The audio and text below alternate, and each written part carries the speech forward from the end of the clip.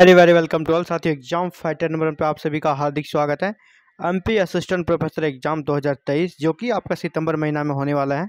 इसके लिए exam fighter number 1 पे क्लासेस कंटिन्यू जारी है और क्लास नंबर 7 पे आप सभी का हार्दिक स्वागत है। ये क्लास नंबर 7 है और हम लोग अभी पेपर 1 प्रथम पत्र जो कि कंपलसरी है सभी के लिए, उसकी तैयारी कर रहे हैं। According syllabus, according unit wise तैयारी कर रहे हैं ताकि आपका एक भी प्रश्न छूटे नहीं। तो चलिए, आज का टॉपिक है मध्य प्रदेश की क्षेत्रफलीय विशेषताएं, यानी क्षेत्रफल के अनुसार क्या क्या विशेषताएं हैं मध्य प्रदेश की।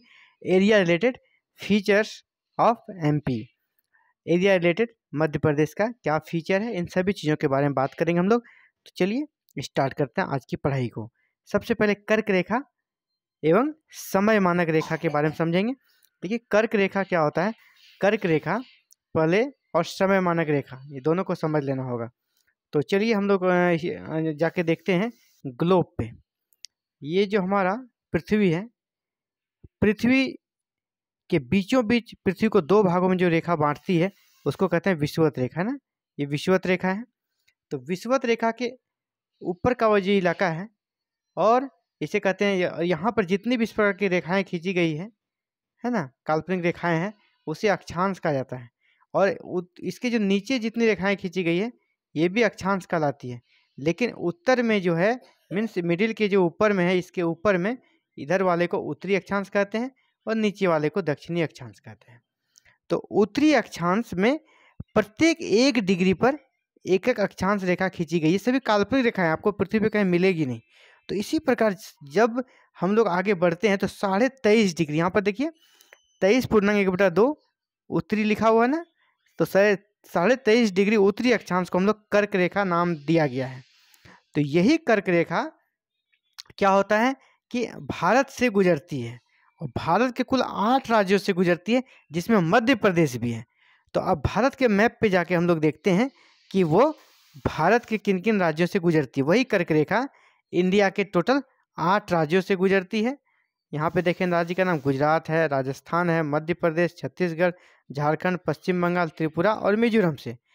देखिए यहाँ पे मध्य प्रदेश का इलाका है, ये है ना, मध्य प्रदेश से कर्क रेखा गुजर रही है। तो ये इम्पोर्टेंट हो जाता है, कर्क रेखा से संबंधित सवाल मध्य प्रदेश वाले एग्जाम में पूछा जाता है।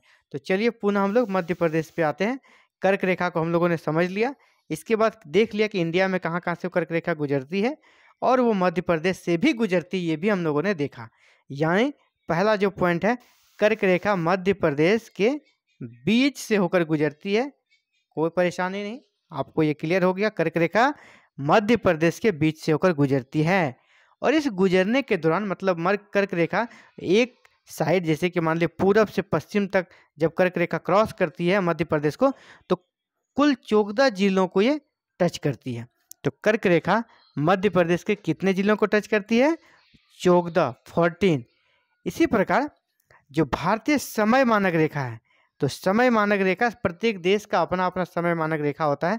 तो भारत का जो समय मानक रेखा है 82.5 डिग्री पूर्वी देशांतर को, 82.5 डिग्री जो पूर्वी देशांतर है उसको भारत में समय मानक रेखा माना गया है। जब हम लोग नेशनल लेवल के प्रश्न को सॉल्व करते हैं तो आप देखते होंगे कि भारतीय समय मानक रेखा भारत के इलाहाबाद के नैनी से गुजरती है, जो कि यूपी में है।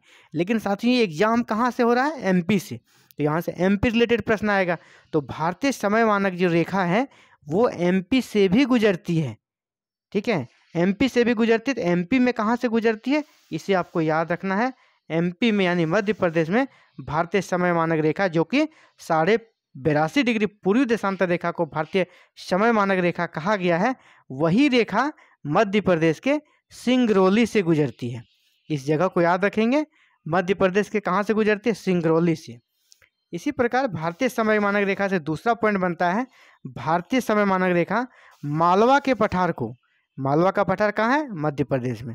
मालवा के पठार को 2 भागों में विभाजित कर देती है और जब ये उसे 2 भागों में विभाजित कर देती है और क्रॉस कर जाती है तो नर्मदा के समांतर ये क्रॉस करती है। किस नदी के समांतर? नर्मदा नदी का। यहाँ से 3 प्रश्न बनेंगे कि भारतीय समय मानक रेखा किस पठार को 2 भागों में बांटती है? मालवा के पठार को। भारतीय समय मानक रेखा किस नदी के समांतर गुजरती है? तो वो नर्मदा नदी। भारतीय समय मानक रेखा मध्य प्रदेश में कहाँ से गुजरती है? सिंगरौली से। चलिए आगे बढ़ते हैं हम लोग। कर्क रेखा से संबंधित प्रश्नों को हम लोगों ने देख लिया है। इसके अलावे हम लोगों ने कर्क रेखा को देखने के बाद एमपीजी के कई महत्वपूर्ण प्रश्न भारतीय समय मानक रेखा को भी हम लोगों ने देख लिया है। अब मध्य प्रदेश के क्षेत्रफल से संबंधित प्रश्नों को देखते हैं। मध्य प्रदेश भारत के मध्य में है, बिल्कुल कोई डाउट नहीं। हम लोग इंडिया के मैप में भी देख चुके हैं, मध्य प्रदेश एकदम बिल्कुल इंडिया के बीचों बीच है।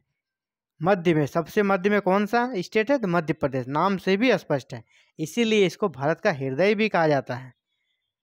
और पंडित नेहरू का एक स्टेटमेंट है जिसे आपको याद रखना चाहिए। मध्य प्रदेश को हृदय प्रदेश की संज्ञा दी है। तो मध्य प्रदेश को हृदय प्रदेश की संज्ञा किसने दी है? तो पंडित जवाहरलाल नेहरू ने। और अब देखते हैं मध्य प्रदेश का क्षेत्रफल। क्षेत्रफल को आपको यह रट लेना है, याद कर लेना है। यहाँ से प्रश्न हमेशा आने के चांस रहते हैं। छोटा सा एक आपके लिए कह सकते हैं कि याद करने का चीज़ है, इसे याद कर लेंगे तो कभी भी किसी भी छोटे से छोटे बड़े से बड़े एग्जाम जो एमपी में होते हैं स्टेट लेवल के, वहाँ ये प्रश्न पूछा गया है, पूछा जाने का पूरा संभावना है। मध्य प्रदेश का क्षेत्रफल कितना है? 3,08,252 वर्ग किलोमीटर। याद कर लें, मध्य प्रदेश का क्षेत्रफल 3,08,252 वर्ग किलोमीटर।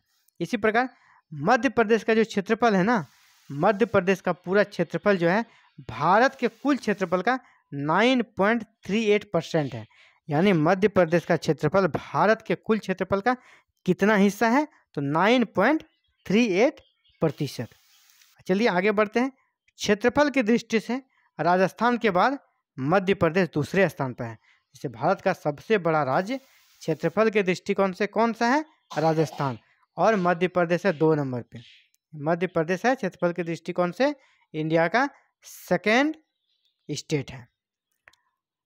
अब मध्य प्रदेश की लंबाई, चाहे वो उत्तर से दक्षिण हो या पूरब के या पश्चिम, इसको देख लेंगे।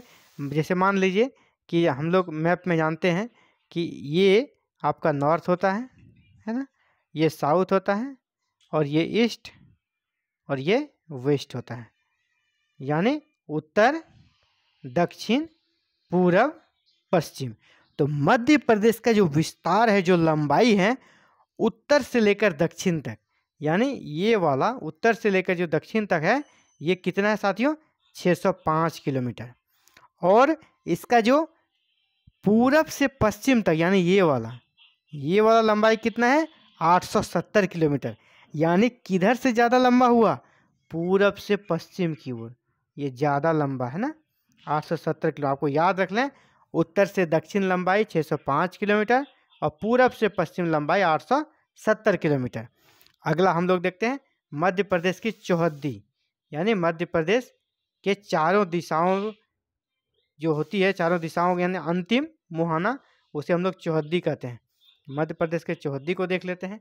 जैसे पूरब में मध्य प्रदेश का सबसे पूर्वी जिला आपसे पूछा जाएगा, मीन्स पूरब इधर है हमारा, तो यहाँ पर सबसे अंतिम जिला कौन है? मध्य प्रदेश सबसे पूर्वी जिला सिंगरौली। और हम लोग सिंगरौली को किस रूप में देखें? यहीं से भारतीय समय मानक रेखा सिंगरौली से ही गुजरती है, इसी लाइन से, सिंगरौली से। ये सिंगरौली 2 तरीके से इंपॉर्टेंट हो गया। पहला कि भारतीय समय मानक रेखा मध्य प्रदेश के किस जिले से गुजरती है? सिंगरौली से। दूसरा हो गया मध्य प्रदेश का सबसे पूर्वी भाग कौन सा है? तो सिंगरौली, यानी पूर्वी जिला कौन सा? सिंगरौली। इसी प्रकार मध्य प्रदेश का सबसे पश्चिमी जिला कौन सा है? अलीराजपुर। मीन्स यहाँ पर मध्य प्रदेश का सबसे पश्चिमी जिला कौन है? अलीराजपुर। इसी प्रकार मध्य प्रदेश का सबसे उत्तरी जिला, मीन्स उत्तर ऊपर में होता है, तो यहाँ पर मध्य प्रदेश का सबसे उत्तरी जिला कौन है? मुरैना। इसी प्रकार सबसे दक्षिणी जिला, मतलब नीचे, मध्य प्रदेश का सबसे नीचे दक्षिणी जिला कौन सा है? बुरहानपुर। सबसे दक्षिणी जिला कौन हो गया यहाँ पर? बुरहानपुर। तो ये चौहद्दी हो गया। तो क्षेत्रफल से दृष्टिकोण से जो भी टॉप, जिसको कहते हैं ना कि दूध में से मक्खन निकालना, उस तरह के प्रश्नों को हम लोगों ने देख लिया है। और समय मिलेगा एग्जाम के पहले फिर से इसे रिवीजन करेंगे, फिर से और भी अंदर जाकर डीपली जाकर हम लोग देखने का प्रयास करेंगे, पुनः देखेंगे। लेकिन फर्स्ट लेयर के लिए इतना ही काफ़ी है साथियों। आप बस क्लासेस को फॉलो करते रहें, जैसे पर डे आपको वीडियो मिल रही है आप इसको उसी दिन याद कर लें, आपकी तैयारी बिल्कुल आसानी से आपको पता भी नहीं चलेगा और कितनी शानदार हो जाएगी, आप एग्जाम देने के बाद कहेंगे। Thank you very very much for watching this video और connecting to exam fighter number 1। साथियों, इसी प्रकार आप अगर पेपर 1 की तैयारी करना चाहते हैं या एमपी असिस्टेंट प्रोफेसर की, तो हमारे चैनल के साथ बने रहें। और बने रहने के लिए आपको कोई फ़ी, कोई पेमेंट नहीं लिया जाता है।